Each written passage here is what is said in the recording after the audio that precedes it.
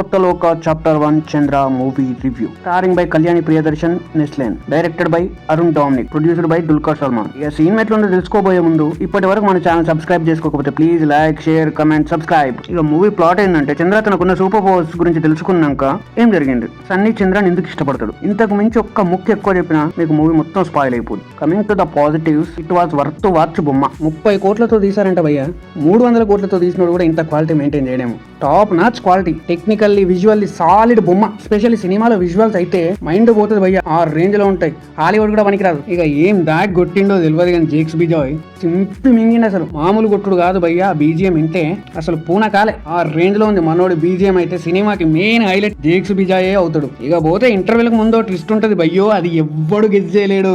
మన ఫ్యూచర్ అన్ని ఎగిరిపోతాయి అనమాట ఆ ట్విస్ట్ చూసినాక. ఇంటర్వెల్ దాకా సాఫీగా వెళ్ళి ఇంటర్వెల్ ఒక్కడిసారి జై అని సినిమాలు వేస్తాం అనమాట. ఆ తర్వాత లేచిన సినిమాని అలాగే పట్టుకెళ్లారని చూసారు కానీ అక్కడక్కడ డౌన్ అయినా మిగిలిన చోట్ల మాత్రం ఏ మాత్రం తగ్గలేదు. కళ్యాణి చంద్ర క్యారెక్టర్ కు ప్రాణం పోసేసింది. తను కూడా ఒక రకంగా ఈ సినిమాకి మెయిన్ హైలైట్ అయిపోతుంది. ఇంత సాలిడ్ బొమ్మ నెవర్ బిఫోర్ ఎవర్ ఆఫ్టర్. ఇంకా చాలా అంటే చాలా ఉన్నాయి, ఇక్కడ చెప్పను ఏం చెప్పను అర్థమై కావట్లా. It was amazing film. Indian folk కథల నుంచి ఈ సినిమాని ఇన్స్పైర్ అయ్యి రాసినట్టు సూపర్ అసలు. అదే కాకుండా ఈ వ్యాపైడ్ యూనివర్స్ నుంచి ఇంకా చాలా సినిమాలు వస్తాయి. చంద్ర చాప్టర్ 1 కేవలం ఫస్ట్ మూవీ మాత్రమే, ఇంకా ఎన్నో మూవీస్ రావచ్చు ఈ యూనివర్స్ నుంచి. చాలా అంటే చాలా ట్విస్ట్లు ఉంటాయి, చాలా అంటే చాలా కేమియోస్ కూడా ఉంటాయి ఈ సినిమాలో. అసలు సర్ప్రైజింగ్ ఎలిమెంట్స్ ఎన్నో ఉంటాయి ఈ సినిమాలో, అసలు మనం ఊహించలేనంత బాగుంటది డెఫినెట్లీ.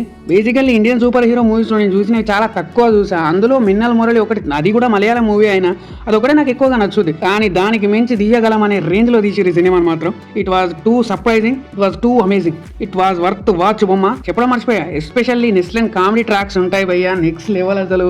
ఇక నెగిటివ్స్ అంటే ఏం లేవు, జస్ట్ అక్కడక్కడ కొంచెం స్లో ఉంటుంది, కొంచెం కథను ఎక్కువగా ఎక్స్ప్లోర్ చేయడానికి కొన్ని అనవసరమైన సీన్స్ పెట్టినట్టు అనిపిస్తుంది తప్ప మిగిలిందంతా damn and good. Coming to the performances, Kalyani as Chandra super fantastic mind blowing అంతే.